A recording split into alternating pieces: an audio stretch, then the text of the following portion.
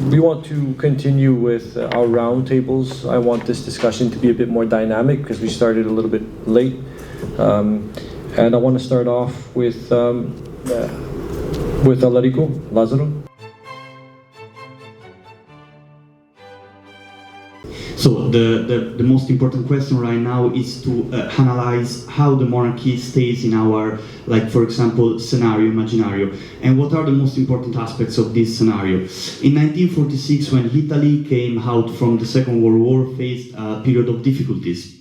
And one of the most important calendar date is the 1946, when we had the first referendum to choose between the monarchy and, of course, the republic.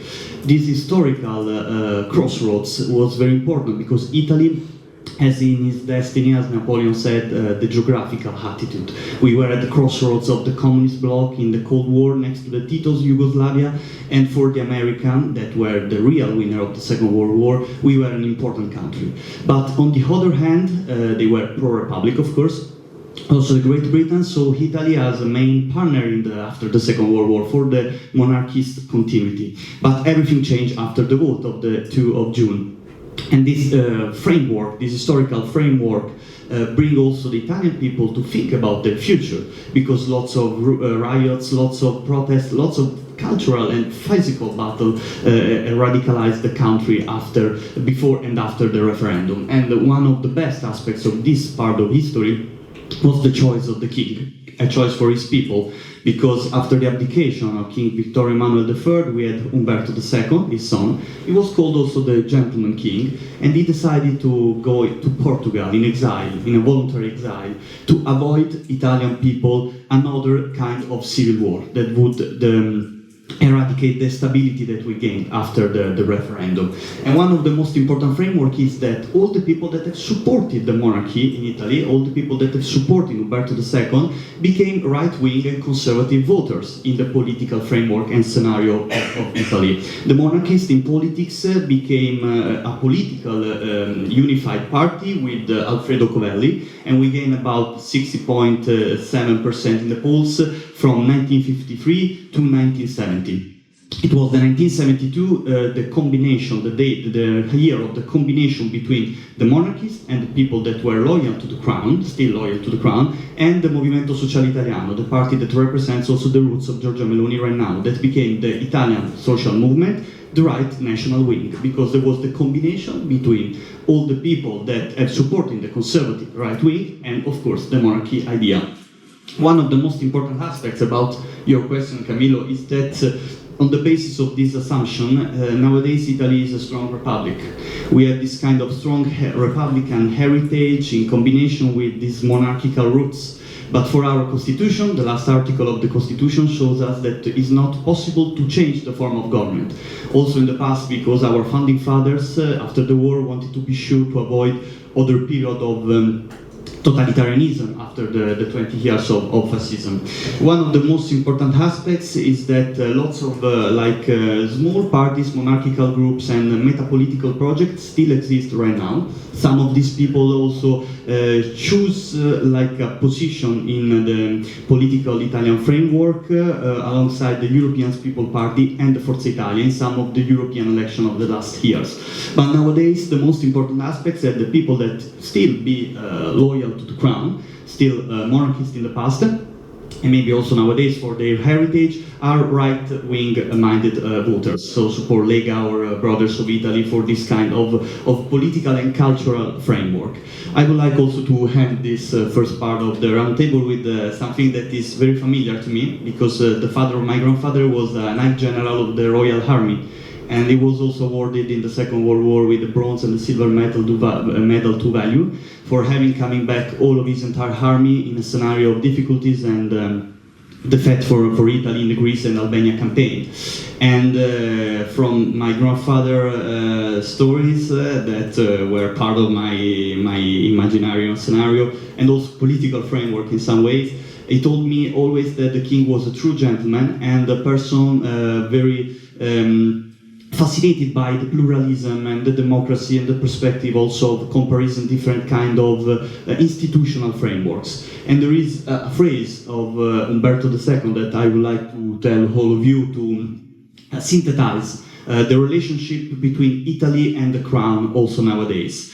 When some journalists asked him, why did you choose to leave Italy after this period of tumultuous fight, also counting on 10 million of voters, maybe? And Alberto II from Portugal, so from this beautiful country, used to say that the Republic can stand with the 51% in the polls, but the monarchy cannot. Because the monarchy is not a party, is not a political framework, it is a mystical, irrational institution capable of rounding in man to form up an incredible willingness to sacrifice. It must be a church symbol or it is nothing. So for the Italian people that are related to this kind of tradition, in a republican framework, this is an emblematic phrase to synthesize the relationship between the crown and the political sphere and institution. Nowadays, the descendants of the monarchists are not involved in political aspects, in political projects, so we can consider the monarchy, unfortunately in Italy, like an historical parenthesis. But directly or indirectly, we are proud to say that also at this table, in an independent way, where we come from, we are all sons of monarchy, directly or indirectly. And this is the best gift that the crown has given us in Europe, in the whole continent history, and in a place that has no comparison to the others in the world. So thank you, grazie. In the culture of Italian political, there is the question of subsidiarity. How is possible the monarchy and the subsidiarity in the same time? This is the question for me, because in Italy we have Democrazia Cristiana. Democrazia Cristiana was a party in the first Republic of Italy and is an important expression of Catholic politics in Italy, and for this is very important the subsidiarity and how is possible monarchy with the vision of subsidiarity. Thank you. Hello, good morning to everyone. My name is Stefano Arroque. I'm a visiting fellow at the Denmark Institute. I'm part Italian myself, and just would like to add a brief comment since you had asked about also the regional monarchies besides the Savoy monarchical heritage. I think this also plays a very strong role in Italian regional identifications, especially in the northern.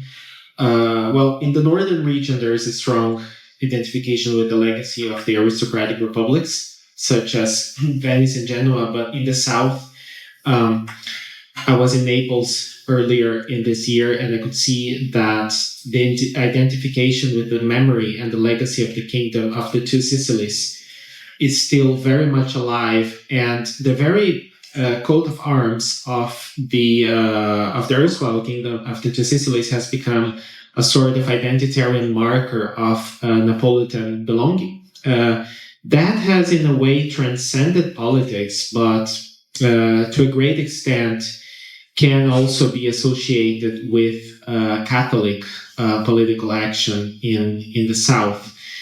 Another very quick note on this, because since we're discussing also the restoration of monarchical traditions is interesting to point. After the monarchy was abolished in Italy, the dynastical orders of the House of Savoy were deemed illegal, or rather not authorized by Italian citizens to be worn in official circumstances by a law from 1951.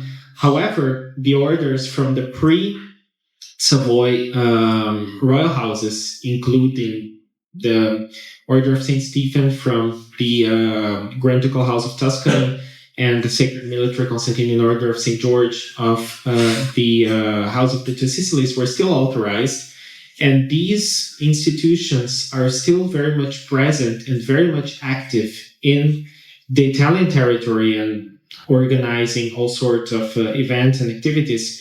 So insofar as the preservation of the monarchical legacy of pre-Unitarian Italy is alive, much of it relies on the action of the royal houses themselves and the work of their orders, and this kind of trickles down into politics because a lot of it is reflected in the actions of many of their members, which tend to be Catholic politicians. Thank you. Thank you, Stefano. Sometimes there is a wrong impression that monarchical restoration or not is like a singular event, depending on restoring the person of king in a country. But in fact, a real monarchy depends on other social factors that have to exist in order to be something more than just calling you can call the president a king, but it doesn't make you really a king. And so clearly, I think that one of the first, or maybe the most important part of even thinking about restoring a monarchy is the relationship between church and state, because obviously a monarch that has no connection with the church of the state is not real. To my view, it's not a real monarch in any sense. So it's not a coincidence that in the most countries where there's still a monarchy, there is at least officially an established church. Although in many countries, in Scandinavia, it's almost meaningless.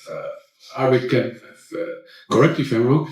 In Britain, it has some meaning because the bishops are still the lords and so on. But also, what I would say that it's really impossible to conceive in a country like Italy, but I think that even in Portugal, I don't know exactly what is the status of the Catholic Church in Portugal, but I can say that in Italy, until 1985, not when they abolished the monarchy, but actually 20 years or 30 years later, the connection between the state and the church was disestablished.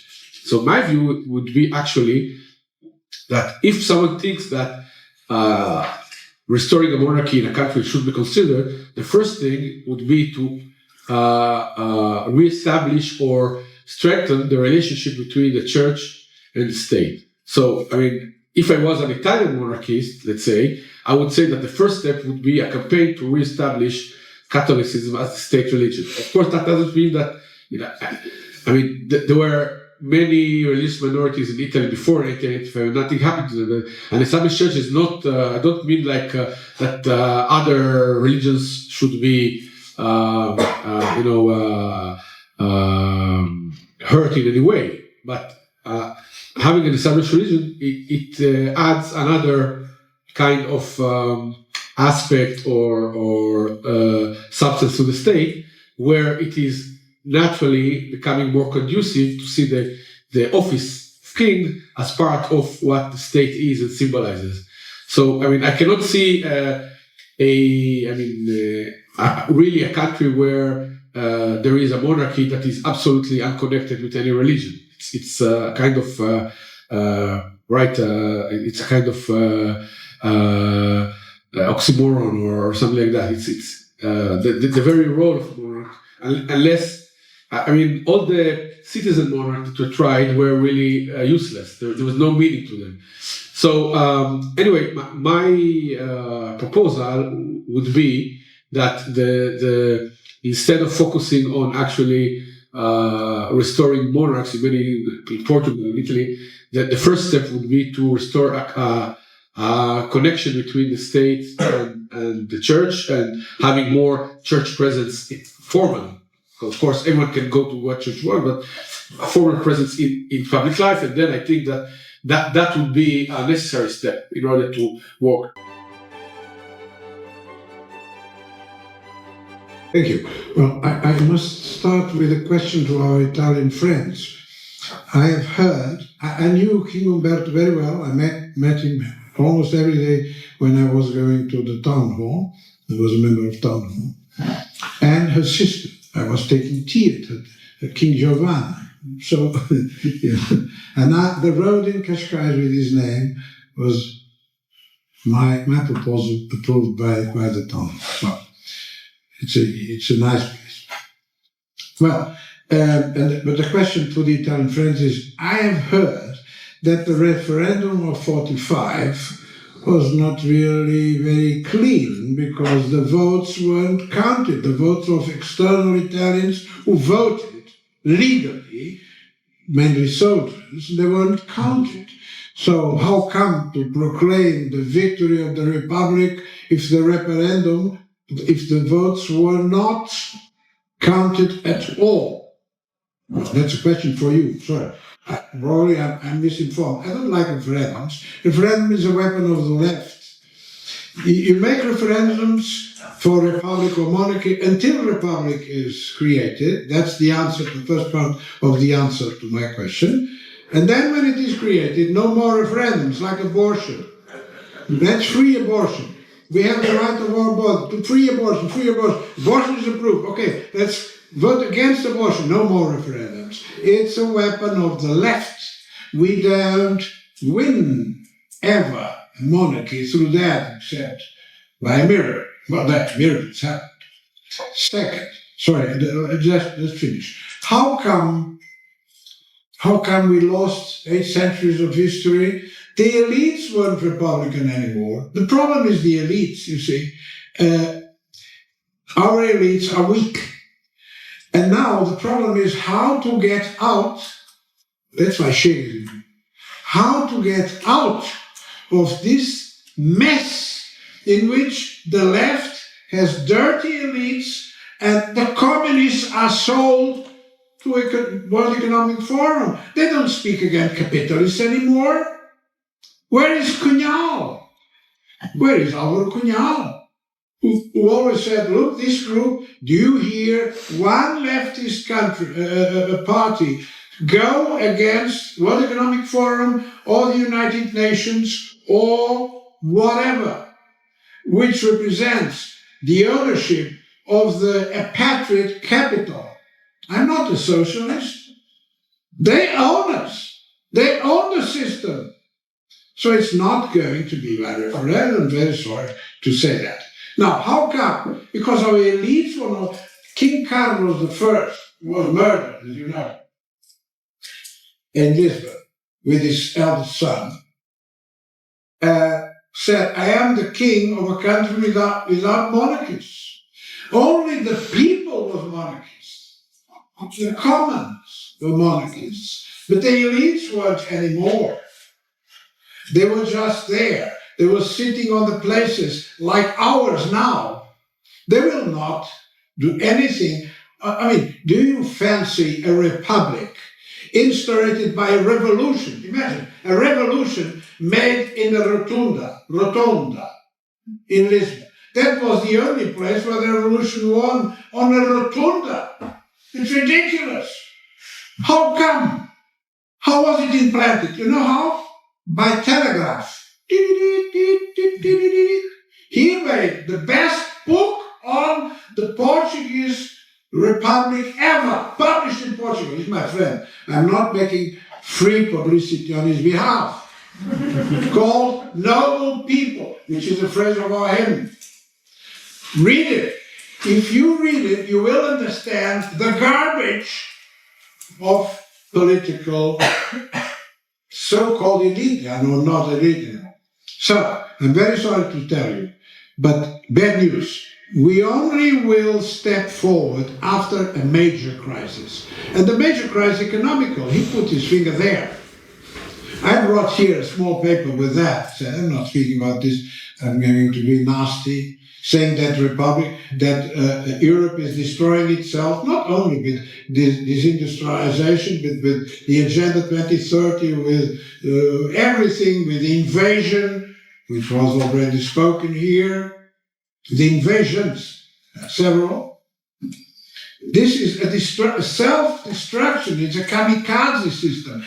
They are committing collective suicide. Why? Because the elites are no longer interested in the middle classes. They're going to destroy, they want to create poor people living, because they know that the next future is IA, and they cannot afford to employ all these people, so let's confine them in 50-minute cities, let's watch them. That's why I spoke about the Chinese model westernized. We are going into the model, and that is, I take his words, when the system will not work anymore, because it will arrive to a situation which is unbearable, it will crash. And that is our moment. And that is why everything you said of preparation, you have to prepare youth, you have to prepare youth, you have to prepare youth, you have to conquer the soldiers, you have to conquer the National Guards, you have to conquer everything by there. This is why we have to invest all religion, everything else. We have to conquer the future. The future lies there. Not in referendums, not in easy seating. This is not going to change ever because they own the system. Sorry to be, this is another communication. Look at Putin. He is a communist. I mean, you don't arrive to a colonel of the KGB being an innocent distracted. No, he was a colonel of the KGB. Very clever guy. If I were Russian, I would vote to him. Oh yeah, for sure.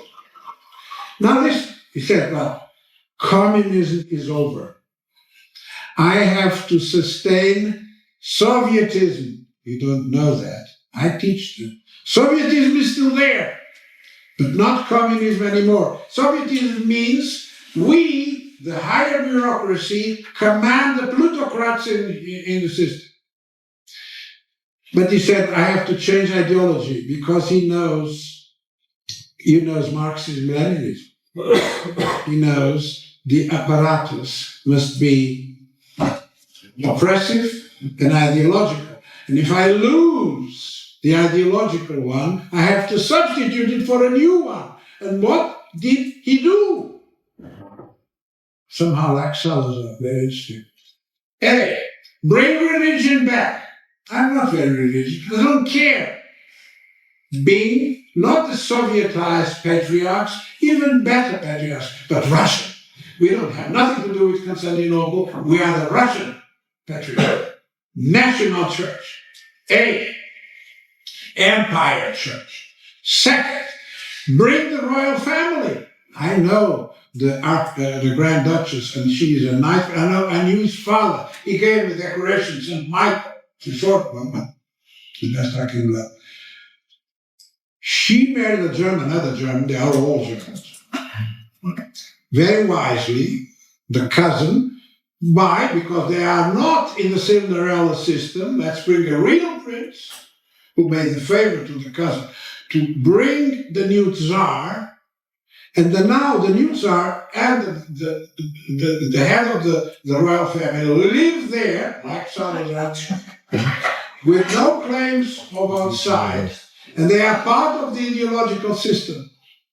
See, this is also a danger.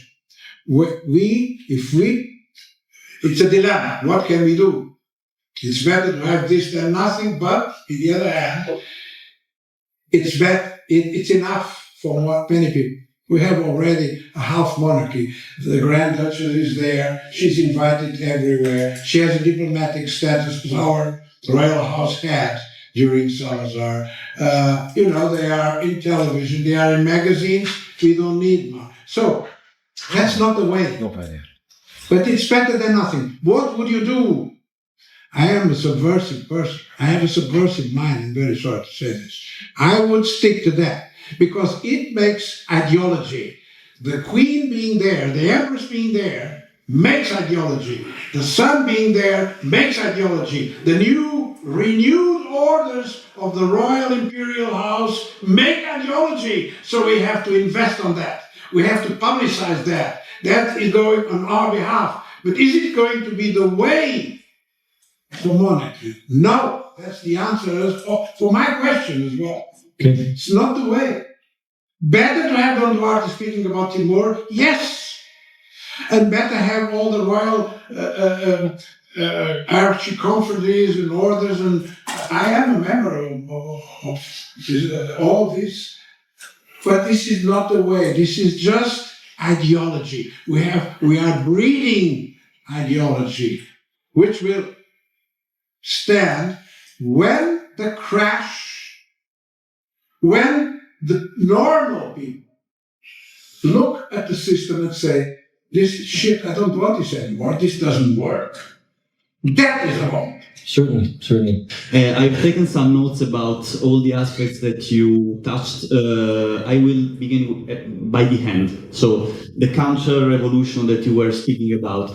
I think that communism, but we can talk about form of new Marxism that are shaping the political sphere and institutional war, like, for example, the green messianic agenda, or, for example, the woke culture. The politically correct, the way to change the language, the way to change the traditions, the way to destroy the concept of family as we were involved in since the beginning of the era. And I think that we should try to figure out how to fight this counter-cultural revolution, because if you think about revolution, and your speeches, dear professors, told me and bring me to think about revolutions, there are two ways. Because I remember what also Chateaubriand and Joseph de Maistre said about the revolution, that are not the people that lead the revolution. It's the providence of the revolution that will destroy the people. They will be destroyed.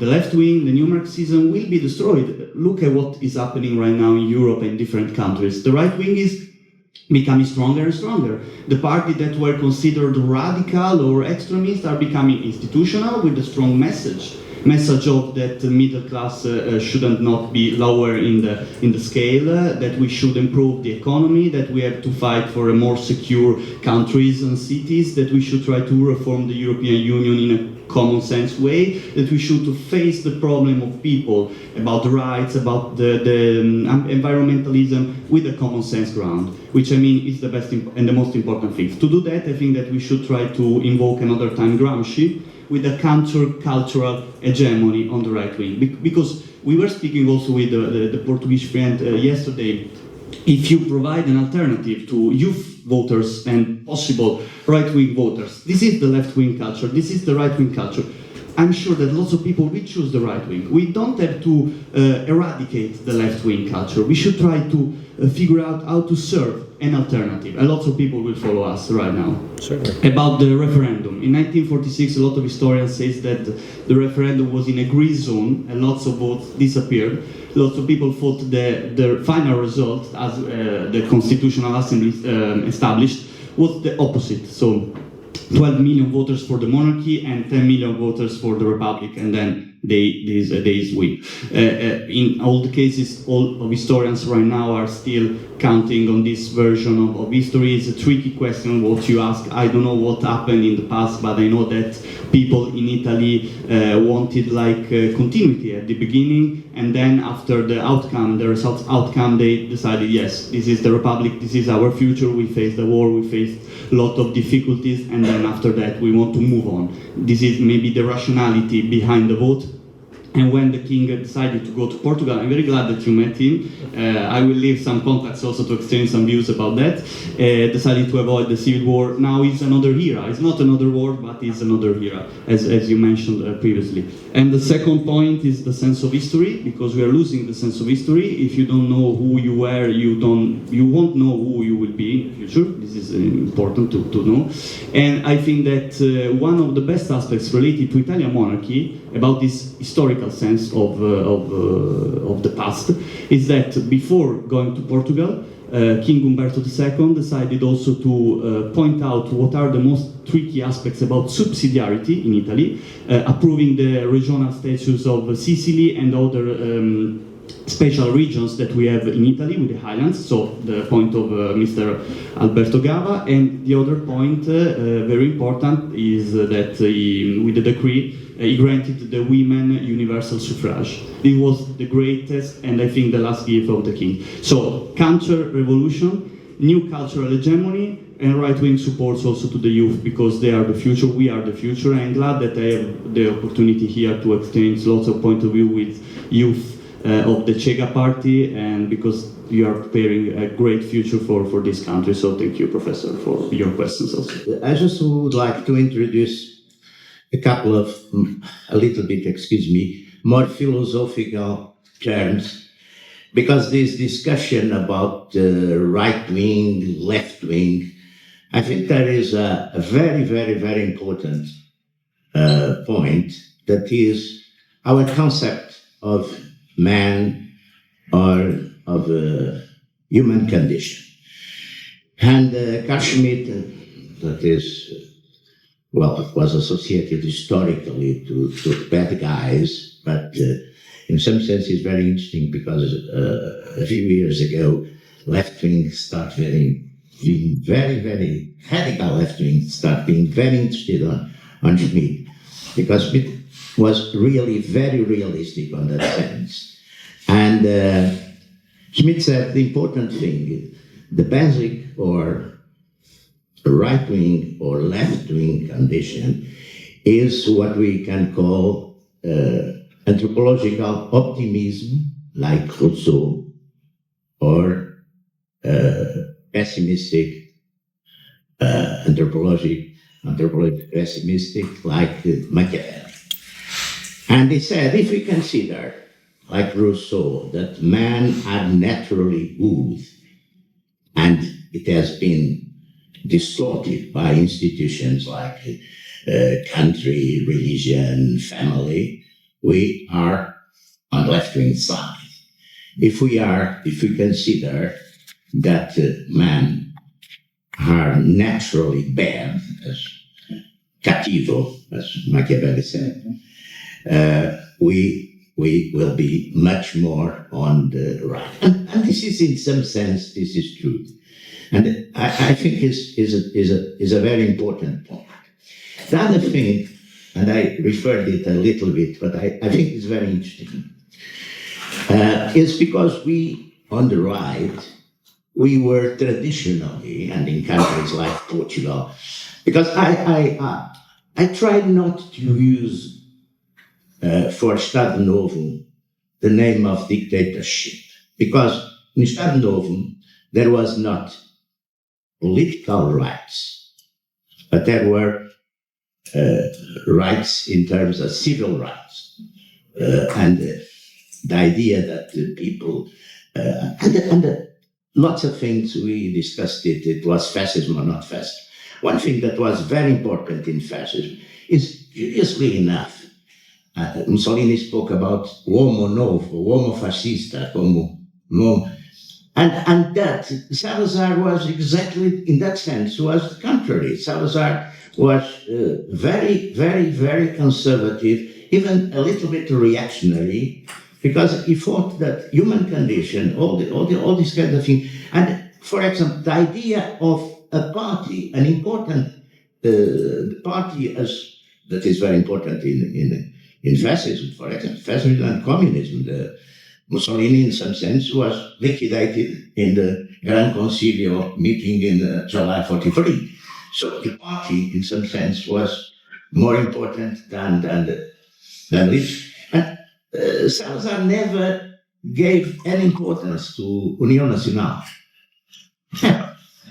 They just exist because they were at one moment start having elections. But what I was going to refer is that we are sometimes very surprised that we are gaining elections. It's very curious because normally all of us, because the First Republic in Portugal was, they always win the elections. I remember my father told me, because he was from that time, that here in the conservative areas where were monarchists or they were Catholics or that sort of things, when the Carbonarians, that were the hardened branch of the Freemasonry, they normally enter the circles where they were going to lose. They ended shooting on the air, people disappear, and they went to the votes and they changed the votes. It was that way. They always gained elections. There's only one election that they lost. So we were used to look at these, democracy, the Democratic Party, the opposition.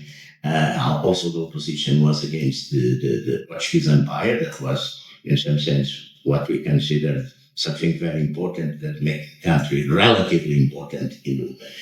And today, I think sometimes we are very suspectful, saying people are now voting on us, And some of our friends sometimes think maybe we are doing something wrong because we are becoming so. And I think we have to fight this feeling because this is very, very curious, because people say maybe I had been not so good and so right because people are voting. And I think we have to be prepared for that because the problem is that they constructed exactly as António Lara, some of you were saying, they made a world that became impossible for most part of people.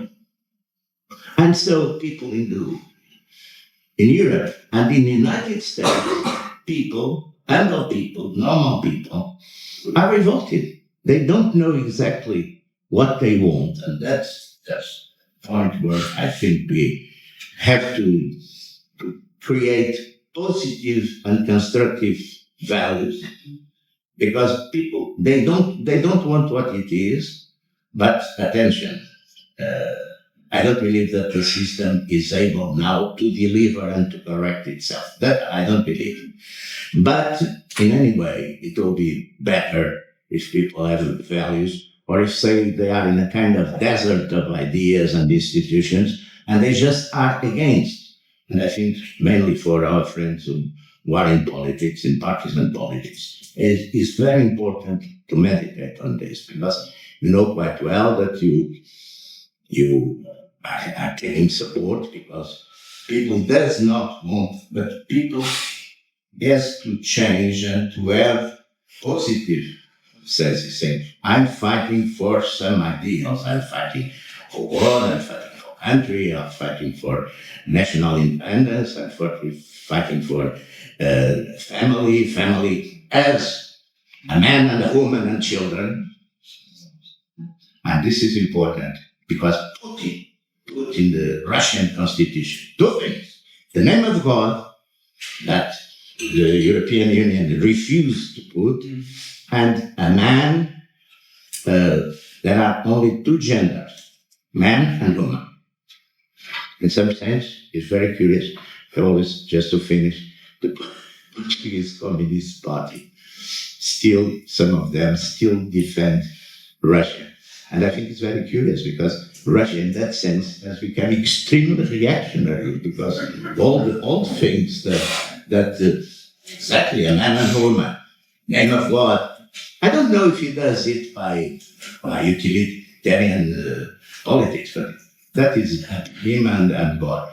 But at the end of the day, he's doing, like Donald Trump, they are doing the right things. And Donald Trump, as a great poet, is very amazing. Things he says, he's a provocateur, he's very, very, very good on that. And these stupid people, you see, I don't know if our foreign friends follow this stupid issue of Ronaldo going to the White House. And they are so stupid because they don't understand that exactly Ronaldo went there and Trump says things he says, and they have not sense of humor to understand that they are falling in a trap that is saying extremely stupid things. They said, for example, here was a commentator. Now we have specialists in lots of things in this country. Is an expert on extraordinary things. They say all of them said the same thing. I always say you could have one commentator because the others say exactly the same thing. And they were saying, Ronaldo was expecting to be very famous around the world with this, but Bangladesh is in first page of New York Times or El País. All the press put this, and it's very amazing because I think Donald Trump, maybe he has not political education or political expert, but he's extremely intelligent. And he has that quality that is provocative. And people, they just enter his game, and in his game is very, very, very good.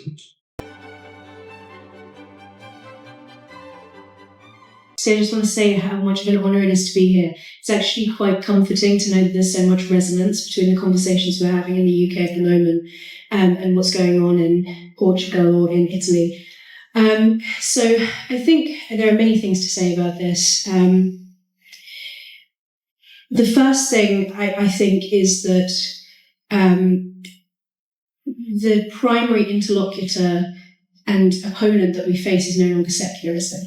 I think we're living in a post-secular society, at least that's true in the UK. Part of the reason for that is mass migration, but another reason is because a lot of the political imagination, even in non-religious politics, is not secular in the traditional sense of the meaning.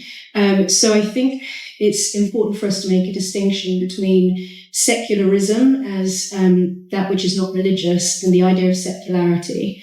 And so that's important because I think it explains or points to the way in which we can reintroduce the Christian foundations of our society, civilization, and constitutions in a way that is very fundamental. So just quickly returning back to the point I mentioned about Islam. In the same way as many of progressive leftist ideologies are totalizing, Islam doesn't have a sense of secularity. It doesn't have a sense of secularity as defined as that which is not eschatological in the Christian sense. And I think it is the idea of secularity or the idea of the secular which has actually given Christianity and Christian societies the room to breathe in order to actually, rather than being hamstrung by this aspiration to pursue perfectionism in a totalizing sense, to instead attempt to achieve goods in society, to achieve beautiful things like this altarpiece behind you. And I think that is something that is fundamental, that needs to be reintroduced in order to reframe how we position ourselves against the opponents that currently exist, not shadowboxing with a secularism that has already waned away, because this touches on not only the issue of rising Islam in our societies, and also I think the attraction of Islam to many Western converts, but it also touches on the reason why progressive leftist ideologies are so damaging, because they are totalizing and they're perfectionists. And this also goes to the point about anthropology, that reintroducing a Christian anthropology, the understanding of human beings as fallible and fallen. I think that is the sort of base level that we need to be reframing our discussions, at least in the UK, because we have had what has been referred to as this great realignment, where when people talk about the right and the left, our politics don't really align in a traditional sense anymore with those labels. And I actually think that what the real battle line is between perfectionism and a traditional Christian theological understanding of the state, of political theology. And so in the UK context, I think this is very important because obviously our common law has been very shaped by natural law, by Augustinian thinking, people like Burke, Edmund Burke, very influenced by St. Augustine and Aquinas. And so I think that the battleground for us is in re-articulating those foundations of our constitutions. And I think also, just very quickly to Ofir's point earlier about the restoration of monarchies and how the way to do that is to focus on re-establishing and strengthening the relationship between the church and state.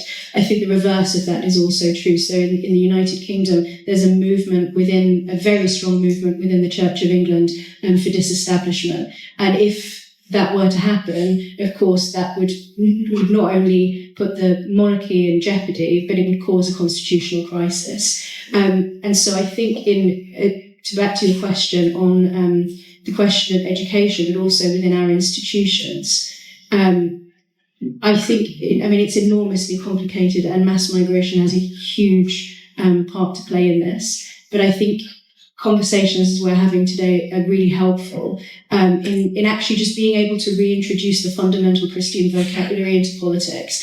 I work in the media, and one of the things that I have sort of made my personal mission to do is to drip feed Christian concepts, not in an explicit preaching, Bible bashing kind of way, but to just simply drip feed concepts back into public discourse. And actually what we're now seeing in the UK is this, people are calling it the Great Revival, this incredible shift, even only in the last year, towards a lot more public discussion of Christianity. Famously, our politicians used to say, we don't do religion. And only in the last week, we've had Kemi Badenoch, the leader of the Conservative Party, and Zia Youssef from the Reform Party, couching their criticisms of Labour's economic policy in moral terms and saying that it is not Christian to discourage people from going back to work. So I think that's one of the ways in which we can sort of try to infuse some of these concepts back into our institutions and into media. Thank you.